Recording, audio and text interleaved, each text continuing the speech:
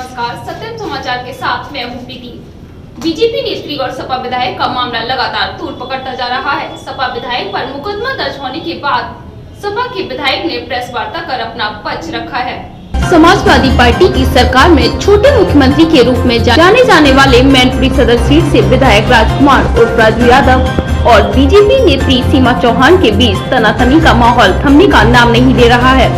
BJP नेत्री द्वारा सपा के विधायक पर जान से मारने की धमकी देने का मुकदमा दर्ज कराने के बाद समाजवादी पार्टी के सदर विधायक राजकुमार उर्फ राजू यादव ने अपने कार्यालय पर प्रेस वार्ता की और अपना पक्ष रखा है।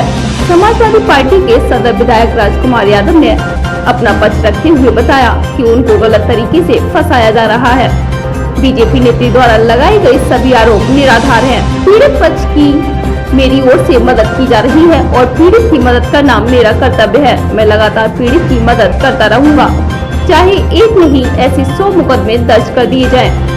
सदर विधायक राजकुमार उर्फ राजू यादव ने और क्या कुछ कहा है, यह जरा आप भी सुनिए। मुकदमा दर्ज कराया, गंभीर आरोप लगाया, क्या पूरा मामला? मैं अभी लखनऊ से लौटा हूं और मुझे आप लोगों के द्वारा ही पता चला है।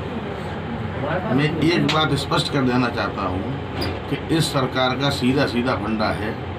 जो दलित पिछड़ों के बारे में, पीड़ितों के बारे में जो भी आवाज़ उठाएगा उसके खिलाफ मुकदमा दर्ज करके उसकी आवाज़ को बंद करने का प्रयास सरकार करती है और करती रही है।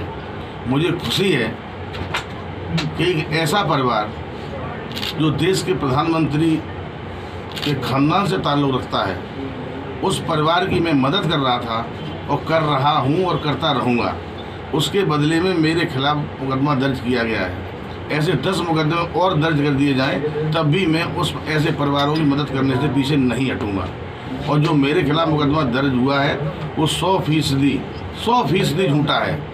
किसी भी तरीके से कोई भी साक्ष्य उपलब्ध करा के दिखा दें कि मैंने कोई धमकी दी है या मैंने कहीं गाड़ी से रोक के उनको अश्लील टिप्पणी की है।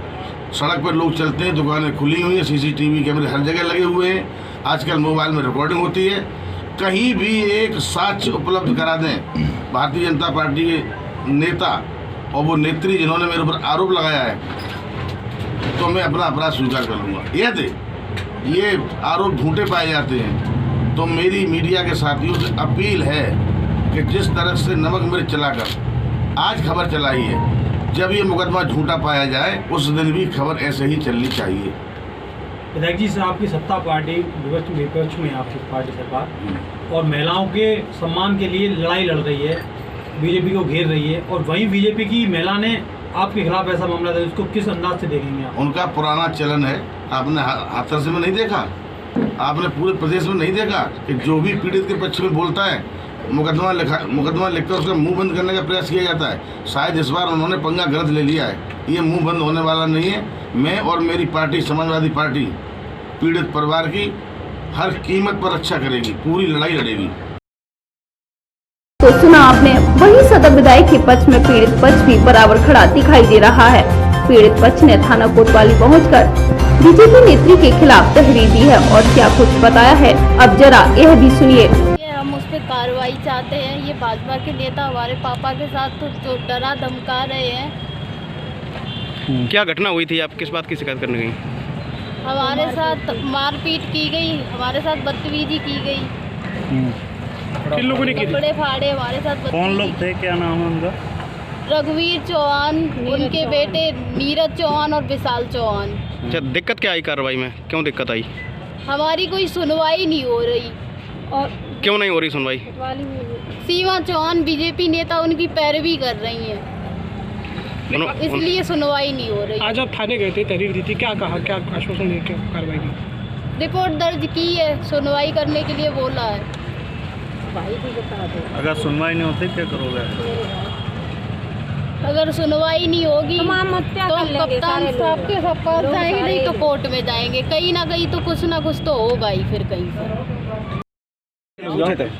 अच्छा, आज क्या हुआ जिस कारण आप कोतवाली गई थी, क्या वजह थी? आज वजह ये है कि ये सारे लोग कोर्ट में मुकदमा करने गए हैं हमारे घर परिवार के ऊपर, लेकिन हम यही चाहते हैं कि मेरा अकेला बच्चा है और उसकी नवंबर में शादी है। मेरे बच्चे के बहुत डर है, इन लोगों को मेरे अंदर इतना डर और खौफ है कि मैं ना किन से जी नहीं डरा पा आपको? रही। किससे डरा? किससे डरा? क्या घटना हुई थी? क्या बात बताओ घटना पूरी क्या आप। हुई थी पूरी, ये बताइए आप। तो यही है, मारपीट करी हमारी बच्चियों के साथ। और कौन उसके- लोग थे, क्या नाम? नीरज चौहान, विशाल चौहान, रघुवीर चौहान, अर्चना चौहान, और इन लोगों ने हमारी बच्चियों की मारपीट की। हमारी बच्चियों के साथ बहुत गलत वो करे, कपड़े वपड़े खा रहे हैं। हमारी कोई सुनवाई नहीं है और मेरे बच्चे उनके कारण बहुत डर है हमारे। आज आप कोतवाली गई थी, क्या कहा? अभी तो हाँ वो दे आए हैं, फिर ले रखा है जो बोले कि जो आप बताओगे वही होगा। कौन दे रहा है समझ छोड़ो उनको? सीमा चौहान। क्यों कार्रवाई नहीं हो रही? अब पता नहीं क्यों नहीं, हमारी सुनवाई नहीं है। हमारी विधायक जी मदद कर रहे हैं, हम तो ये जान रहे हैं, हमारी कोई मदद नहीं। लिखाने आए कोतवाली में तो इन बच्चों को बंद कर दिया गया। हमारी सीमा चौहान इन लोगों की पैरवी कर रही है और कोई सीमा चौहान कौन है? सीमा चौहान महिला मोर्चा की बीजेपी की अध्यक्ष है और वो ही उनकी पैरवी कर रही हैं, वो ही हमारी कुछ सुनवाई नहीं होने दे रही है। मेरे बच्चे को फंसा और हमको बीजेपी कार्यालय बुलाया गया तो हमसे ये कहा कि वहाँ विधायक जी के पास क्यों गए। क्या बोला गया? बीजेपी कार्यालय गए थे? बीजेपी कार्यालय गए तो यही बोला कि तुम विधायक जी के पास क्यों गए, यहाँ क्यों नहीं आए। हमने भी हम सीमा जी के पास गए थे, लेकिन सीमा जी ने हमको उल्टा ही धमकाया कि क्या कहा सीमा जी ने आपसे? सीमा जी ने ये कहा कि तेरी बच्चियों को जेल पहुँचा दे, तेरे लड़के को जेल पहुँचा दे, इनसे शादी कौन करेगा। फिर गए थे पुलिस के पास, क्या हुआ? पुलिस के पास गए, कप्तान की रिपोर्ट ले ली है कि आप जो आप लिखाना चाहते हो वो लिखा। वहीं अगले दिन समाजवादी पार्टी के नेताओं में बीजेपी नेत्री द्वारा दर्ज कराए गए विधायक के खिलाफ मुकदमे को लेकर आक्रोश फैल गया। समाजवादी पार्टी कार्यालय पर दर्जनों की संख्या में एकत्रित होकर सपा के नेताओं ने हुंकार भरी है और कहा कि बीजेपी के नेताओं की गुंडागर्दी नहीं चलने दी जाएगी। पीड़ित पक्ष की मदद करना गलत काम नहीं है। वहीं उन्होंने यह भी बताया कि सभी सपाई विधायक के साथ खड़े हैं और हर हाल में इस लड़ाई को अंतिम अंजाम दिया जाएगा। बीजेपी और समाजवादी पार्टी आमने सामने है एक मदद करने के मामले को लेकर और मुकदमा लेने पूरा मामला बताएं किस तरह का ये जो ना बीजेपी सरकार में कार्यकाल चल रहा है। ये जिस तरह जिले में तमाम सारी घटनाएं होती हैं और तमाम सारी घटनाओं में जिस तरह भारतीय जनता पार्टी और उसके नेता जिस तरह जो शोषक पक्ष है उसके जिस तरह ये खुली हिमायत करते हैं, उनकी पैरवी करते हैं, उसी का ये प्रतिरूप है ये घटना।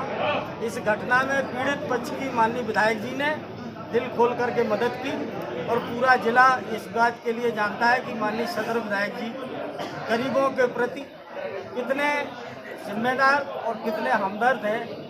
ये आप आम जनता से पूछ सकते हैं कि सियाट में इन्होंने ये मुकदमा लिखाया है और ये मुकदमा केवल मैनपुरी में ही नहीं, पूरे प्रदेश में समाजवादी पार्टी के जिम्मेदार लोग, जिम्मेदार कार्यकर्ता, जिम्मेदार विधायक, उनके ऊपर मुकदमे लिखाए जा रहे हैं। लेकिन ये शायद ये बात भूल गए हैं कि हिटलर की हिटलर शाही नहीं रही, अंग्रेजों की हुकूमत नहीं रही, तो इनका भी ये तांडव नहीं रहेगा।